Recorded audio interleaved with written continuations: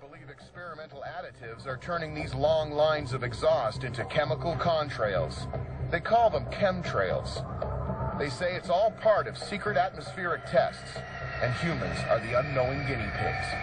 There's no evidence for supporting that assertion. Are some contrails more than normal fuel emissions and frozen water vapor? We call on witnesses from both sides. And experts conduct several experiments, searching for ominous substances and a final verdict as we examine the best evidence.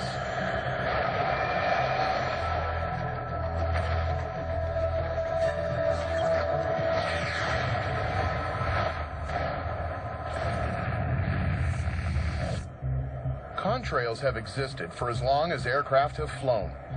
They normally occur when hot engine exhaust meets humid and frigid air at high altitudes. So a jet plane flies through this cold atmosphere. It produces a hot exhaust that is mostly composed of carbon dioxide and water vapor.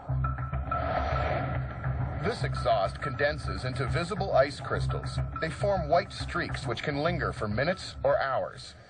Aviation experts claim with increased air travel we're seeing more contrails. There's nothing more to it. But some people believe that the same aircraft can release experimental chemical additives in the air as chemical contrails or chemtrails. In this way, government agencies can either manipulate the weather or counteract global warming. But some people claim chemtrails are harming an unsuspecting public.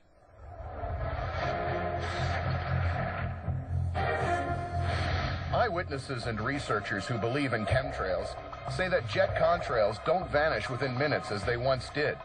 They now linger and spread, sometimes for hours, forming strange, suspicious patterns. Rosalind Peterson is one of those believers.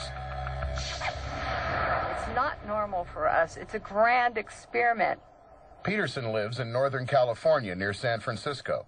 At one time, she worked for the State Department of Agriculture. Part of her job involved being aware of environmental issues.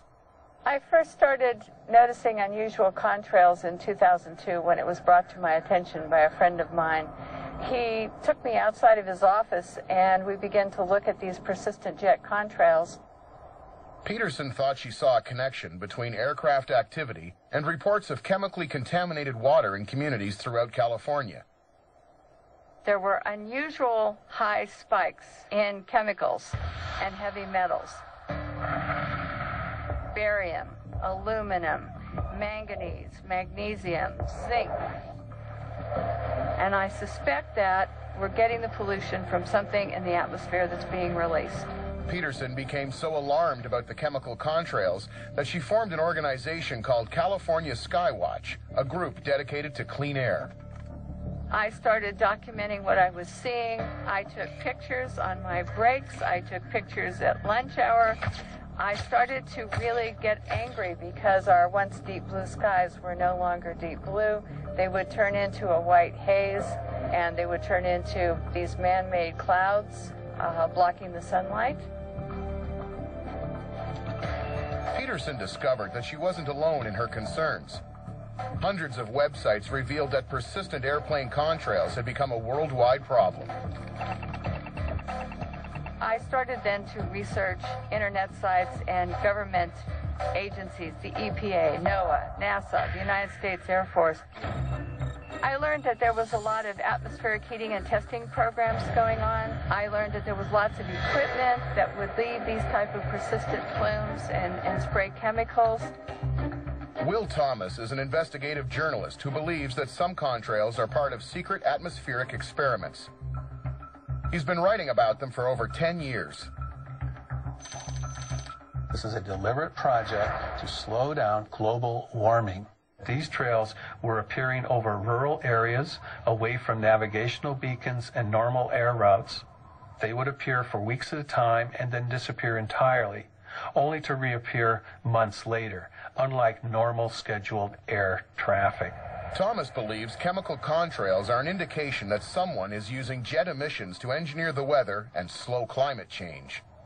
The problem with chemtrails is that when we attempt to geoengineer and interfere with complex interrelated atmospheric processes, we are in for unintended consequences on a major scale. Geoengineering is the artificial manipulation of Earth's environment on a large scale. In the early 1990s, American nuclear physicist Edward Teller was among the first scientists to model an experiment that would address the issue of global warming. He speculated that aluminum oxide could be injected into the upper atmosphere. It would act like tiny mirrors and deflect a portion of the sun's rays back into space. Supposedly, it was never put into practice. But activists believe the government has revived Teller's theory with some dire health consequences. Some of the literal fallout from this chemtrail project are these 10-micron particulates falling by the megaton on unsuspecting people, plants, and wildlife. Now, a human hair is 100 microns across. 10 microns is submicroscopic. It can impact our lungs, it can inflame our hearts, give us heart disease, leading to fatalities. So this material comes down randomly in invisible clumps. Dave Dickey also believes in chemtrails. As a landscape contractor for a large city, he spends a lot of time out of doors. Contrail development is different than it ever has been in the past. And I do remember one in January of about 2002, where the number of flights overhead were extremely unusual. The number of contrails in the sky was unbelievable. We're counting 40 to 60 flights.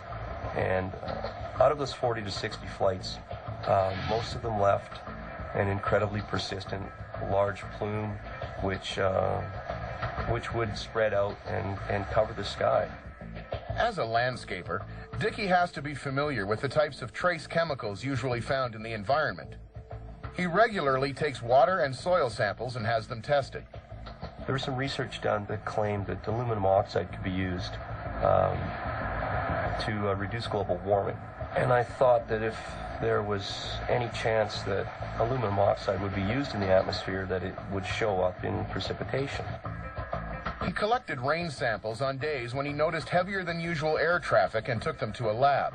And I expected to see baseline measurements where aluminum would show up in precipitation at about 0.0093 milligrams per liter. Very small amount of aluminum naturally present in precipitation. It was 20 times higher approximately than what was expected to find. Dave Dickey believes that what he captured was the fallout from chemically laden contrails. I was really hoping that we'd find natural water samples. And when I did find aluminum and barium, it's just another one of the indicating factors that something was unusual. Theoretically, scientists can cool the Earth using chemical compounds placed in the upper atmosphere. But could other substances be put there for more ominous purposes? Military victory or defeat can depend on the weather. A commander who can control the weather has a weapon as powerful as any air force. During the Vietnam War, the U.S. military began seeding clouds along the Ho Chi Minh Trail to create floods and wash out North Vietnamese supply routes. It was known as Operation Popeye, and crews flew over 2,000 spray missions. I was told initially by a friend, he said his brother was in the military service. He said when there is these heavy spray days, when there's lots of persistent contrails to keep his family inside, when they were outside exposed, to have them go in and take showers. And he couldn't talk about it. He couldn't explain more than that. We have extensive studies that the civilian aircraft, the airliners, were laying plumes that basically dissipated within seconds to 2 minutes. The military aircraft in the same airspace laid plumes lasting 4